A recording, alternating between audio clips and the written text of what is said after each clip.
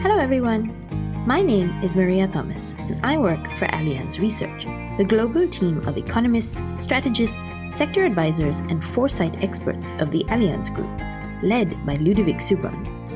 Welcome to Tomorrow, a podcast where we'll be talking about our latest analyses of economic and capital market developments, as well as our views on trends affecting risk management. Let's get started. This weekend, more than 400 million European citizens across the 27 EU member states voted to elect the 720 members of the European Parliament. In this episode, we speak with Ana Boata, Head of Economic Research at Allianz Trade, and Senior Economist Jasmin Groeschl about what is at stake and what to expect from the next mandate. Hello, Ana and Jasmin. Welcome to the podcast. Hello, Maria. Hello, Maria. So now that voting in the EU elections is over, can you tell us why they could be decisive for Europe? Yeah, that's really very important because we need to remember that this is an election that went across 27 EU member states, electing 720 members of the European Parliament for the new mandate of 5 years, 2024-2029. And of course, I think there is no major surprise in the fact that the biggest political groups, the center-right, the European People's Party, EPP, and the center-left, Socialists and Democrats, SD, they seem to be on track for a stable outcome compared to 2019, as far as we understand at this stage. And probably even a grand coalition could be one of the outcomes. But we, as expected, see that the new European Parliament moved further to the right and actually became one of the most polarized in EU history, as extreme right parties will be able actually to significantly influence more the policy making in the next 5 years, as they have significantly increased the share of their votes. And of course, it will have important consequences on the way policymaking will be made, the speed of decisions, and of course, on some very specific topics like security and defense, fiscal, climate. So I think a lot will be at play in the next 5 years. And before we get into detail of what the next European Parliament could do, what do European voters seem to be looking for? Yes, so actually in the run-up to the elections, there was a Eurobarometer survey that was conducted in April 2024. And this actually showed that poverty and health concerns are the voters' top priorities for the elections. And in general, they also said that the economy, job creation, defense and security are also very important issues for potential participants from the European elections. Interestingly, in Austria, this was the only country where the future of Europe actually won out under the participants of the Eurobarometer survey, while climate change was named a top priority only in Sweden, which is very interesting because it was very important for the last European election, also the last commission we had. Interestingly, the Eastern and the Northern European countries, including also Germany, actually said that the debate is actually dominated by defense and security issues. When we then looked at the election manifestos from the pan-European political parties that Anna just mentioned, the voter and the party priorities mostly matched, but they not always did. So the top 5 priorities or topics that emerged from the parties were actually climate and energy as the top priority, then security and defense, and then competitiveness and growth, followed by foreign policy, fiscal and industrial policies.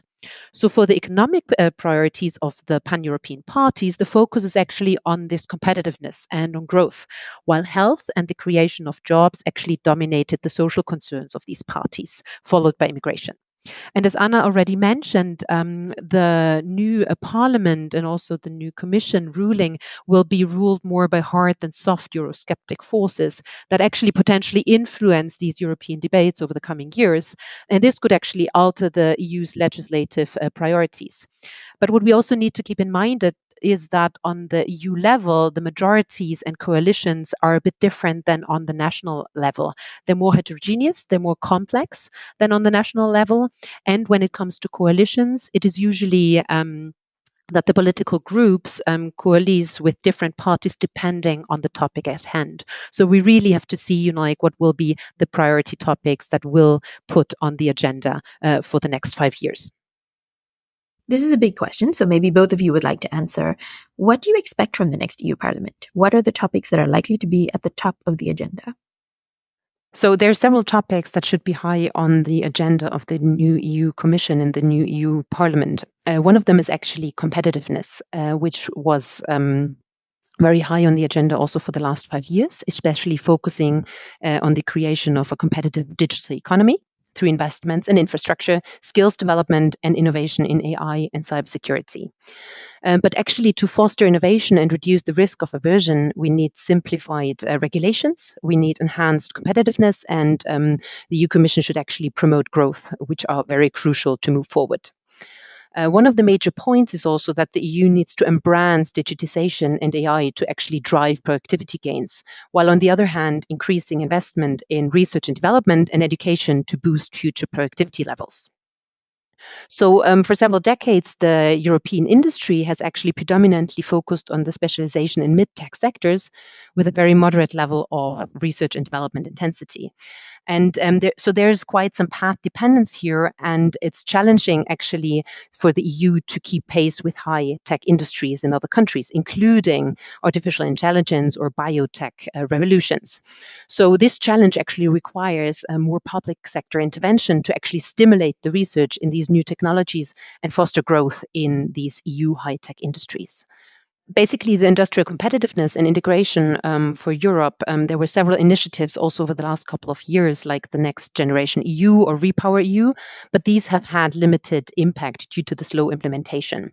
So actually, to boost competitiveness in the EU Commission should strive for more truly integrated single market, which is one of the bases of the European Union, particularly also in energy, telecommunications, and the financial sector. So, especially for the financial sector, a capital markets union has never been more urgent as competition for capital intensifies amid higher interest rates and immense investment requirements. So, for example, single supervision remains out of the scope probably, but there's an ongoing debate that how we could include measures to reduce the regulatory burden and improve financing conditions for EU business by reviving the securitization of the market. So one possibility would be to have an opt-in option where we actually increase the harmonization, for example, in the insolvency law, in accounting, or in listing requirements, and through that actually strengthen supervision. Thank you, Jasmin. And I think with competitiveness and trade and industrial policy, we have also seen that for the European voters, the defense and security topic was the third most important issue that they wanted to be addressed by policymakers after, again, health and poverty. So 31% of them have put defense and security as equally important issue with economy and job creation.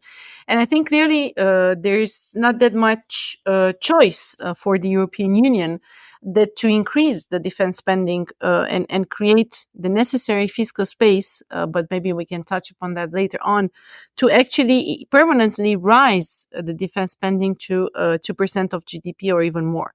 And importantly, so some governments already announced that they aim for that. Germany, France, the UK, for example.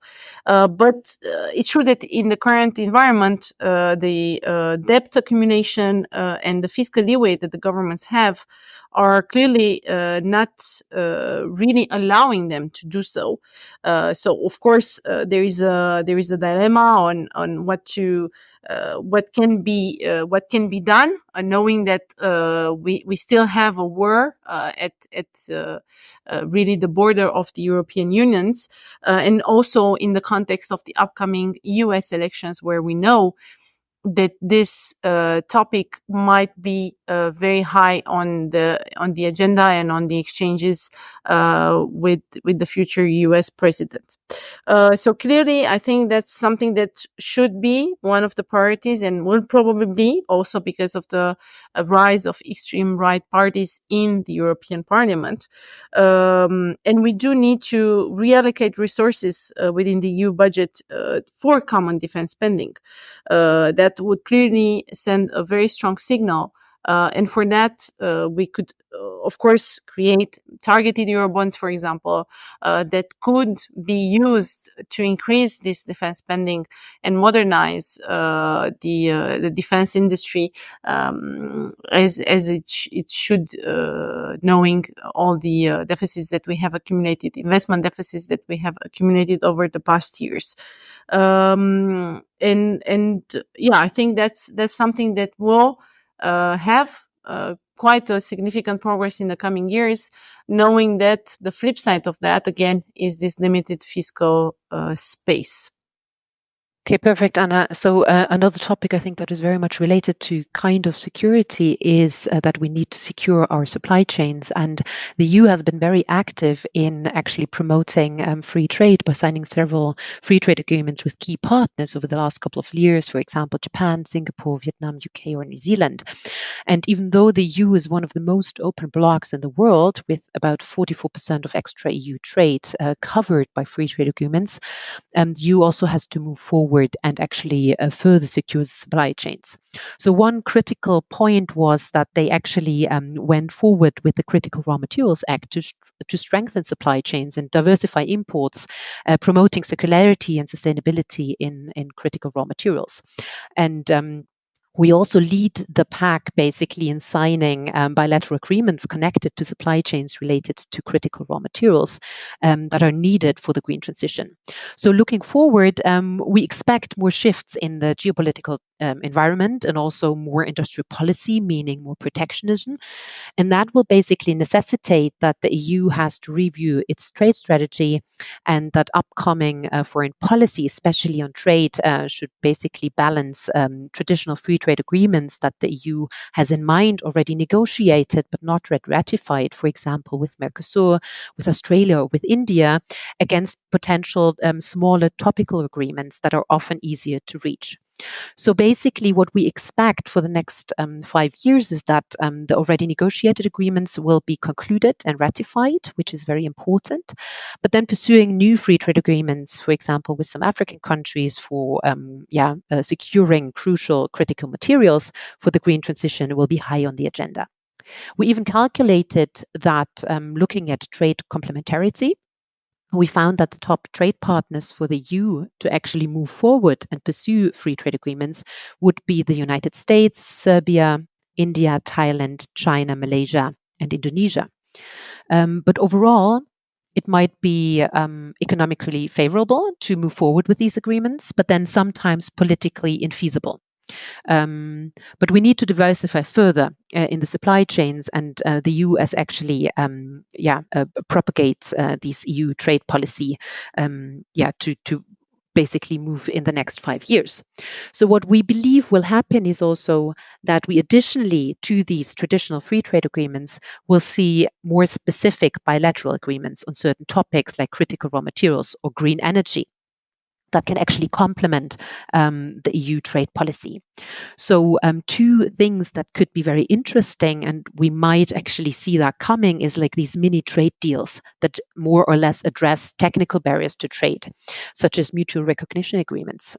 We have two of them already high on our agenda, which is between the EU and the US in areas like machinery or clean tech, that could actually significantly reduce certification costs, which are sometimes even higher than the costs from tariffs, but can boost trade flows in these areas and actually have a very positive contribution to trade for the EU and for these countries. And this would be something that we expect to see more going forward for the next 5 years. Then related to that is also climate issues. I mean, I already mentioned that with the critical raw materials, which are necessary for the green transformation. So for the climate part, we will not expect to see much more than we already saw for the last 5 years. So the EU has moved forward and has become basically the area in the world, or the region in the world, with the most ambitious climate targets, with the European Green Deal, with the goal of achieving net zero greenhouse gas emission by 2050. And this is already enshrined in a legally binding European climate law. So basically, this is already set, this is already on the table. And what we expect to see here is basically that this now has to be put and implemented by the companies, by the different governments, by the people to actually reach the target that the EU has set out. But we don't expect that the EU will move to a much more ambitious space on the climate front. Yeah, and actually, I would complement your conclusion, Jasmine, on the energy market. And it's true that if we talk about competitiveness, industrial policy, we need to complete the energy market reform. And for that, of course, there were positive steps that have been taken. I can mention, of course, the electricity and gas market reform that has been finalized in May 2024. But it took some time, right? Because it was enacted by the parliament end of 2023. So clearly, it takes too long for having a proper energy market, and we need a clear plan. We do need a true European grid plan, and that will cost us more than 500 billion. Actually, the European Commission estimates that at 584 billion euro of investments that are necessary for electricity grids in the decade. So clearly, a lot of time has been lost because these investments have not been done. And a lot will need to be ramped up in the coming years if we really want to be competitive compared to other ongoing developing trade and manufacturing hubs, right? And we can mention, of course, competition from Southeast Asia, but also hubs in Latin America. And I think, yeah, it's something that we should keep in mind because it's about the grid, it's about the cross-border transmission infrastructure, which should double in the next 6 years. And clearly, we will need to find a reform that will help to simplify the introduction of capacity markets and allowing, therefore, the necessary investments and the flexibility of the market. So it's of course an ambitious reform, and unfortunately it will take time. And we are rather on the cautious side before we call it completed in the next 5 years.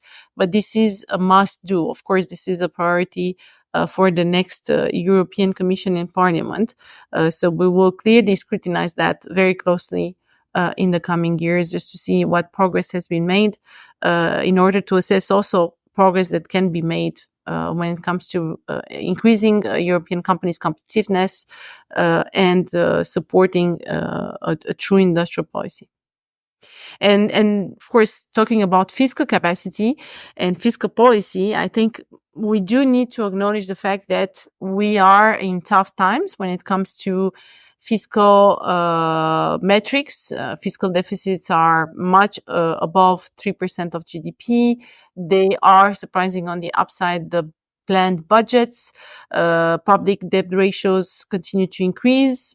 Of course, one reason for that is also the interest rate environment. But there is a market reality, which is that market participants will look very closely into the budgets and assessing the credibility of those fiscal plans. So it's not an easy job for the national governments. And this is why we do need to consider fiscal policy as a strategic element, because we can't just look into the rules. We do need to take it as a European or take it at the European level in order to also reduce the burden on national economies.